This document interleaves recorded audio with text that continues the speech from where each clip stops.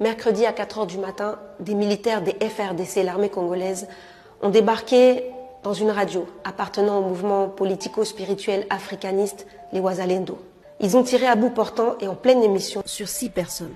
Un autre contingent de l'armée congolaise a ensuite débarqué dans le lieu de culte des Wazalendo, où une centaine de membres s'étaient regroupés, avaient passé la nuit, afin de partir tous ensemble à une manifestation pacifique qu'ils avaient prévu de faire ce jour-là. La manifestation n'a jamais eu lieu. Ils ont tiré à bout portant sur les Wazalendo et ceux qui ont tenté de s'enfuir ont été massacrés. Des dizaines de corps, plus de 50, ont été jetés comme des morceaux de viande dans des camions de l'armée. Plus tard, les militaires de l'armée congolaise ont mis le feu au lieu de culte des Wazalendo, brûlant au passage une dizaine de maisons alentour, pillant des biens appartenant aux Wazalendo, des instruments de musique de leur lieu de culte et du bétail. Évidemment, après les avoir massacrés, il fallait les voler. Des jeunes qui n'avaient pas prévu de se rendre à la manifestation et qui n'ont rien à voir avec les Wazalendo ont également été poursuivis dans des rues, dans des boutiques, dans des maisons et se sont fait abattre comme des mouches. Toutes les personnes arborant des portraits de Mama Kimpavita, Kimbangu, Lumumba ont été tuées. Quel beau symbole pour le souverainisme et le patriotisme congolais. Aujourd'hui, plusieurs jours après, certaines familles n'ont toujours pas pu voir le corps de leurs proches. Des dons pour en venir en aide aux familles ont été empêchés de leur arrivée, notamment des médicaments et des vivres, envoyés par le docteur Denis Mukwege, le prix Nobel de la paix, et bloqués par le gouverneur du Nord Kivu. Des corps ont été enterrés sans grande dignité par les autorités et de façon groupée. Certaines familles n'ont même pas pu les voir avant qu'ils soient enfermés dans les cercueils, ce qui a provoqué des cris de douleur et l'indignation de la population à Goma. On enchaîne les aberrations. Jusqu'à ce jour, le gouvernement ose parler de répression d'une manifestation violente alors même que la manifestation n'a jamais eu lieu.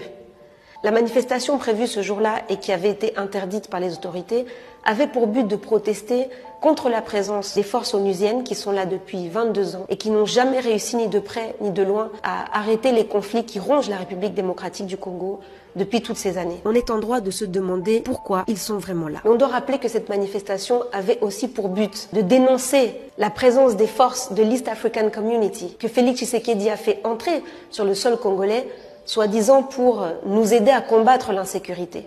C'est une décision qu'il avait prise qui est extrêmement naïve et irresponsable, étant donné l'implication des régimes de ces pays proxy de multinationales dans le pillage des minerais congolais. Mais on le sait, en RDC, nos dirigeants s'en mettent également plein les poches avec le trafic illégal et bestial de nos minerais. Car on ne le dira jamais assez. Une civilisation n'est détruite par l'extérieur que si elle est rongée de l'intérieur.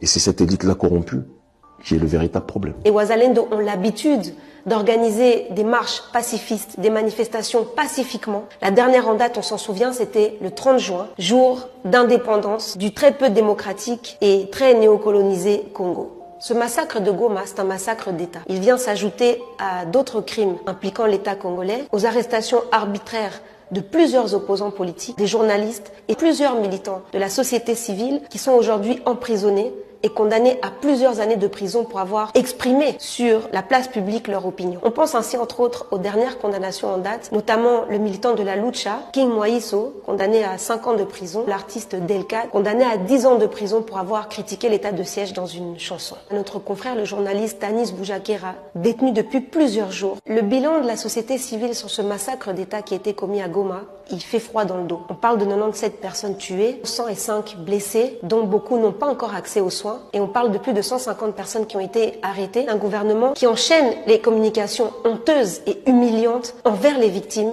et envers le peuple congolais. Faisant notamment passer les Wazalendo pour une secte de gens dangereux qui seraient drogués et qui mettraient la ville de Goma dans l'insécurité. Mais quand vos propres militaires, ceux qui sont censés vous protéger, vous tirent dessus, de façon planifiée, de qui vient l'ordre? Les autorités militaires de la province du Nord Kivu de la RDC ont des comptes à rendre. Le gouverneur de cette province a des comptes à rendre. Le gouvernement a des comptes à rendre et le président a des comptes à rendre. On vous rappelle que vous, pseudo-dirigeants, vous êtes au service de notre bien-être et pas le contraire. On vous rappelle aussi que les deniers publics ne sont pas vos portefeuilles personnels et on vous rappelle aussi que le sous-sol congolais, vous n'avez pas à le brader, il ne vous appartient pas. Nous envoyons évidemment beaucoup de courage à toutes les familles, à toute la population de Goma. Bandeko, battez-vous, soyez déterminés, intègres et ne laissez jamais personne vous acheter. À la prochaine.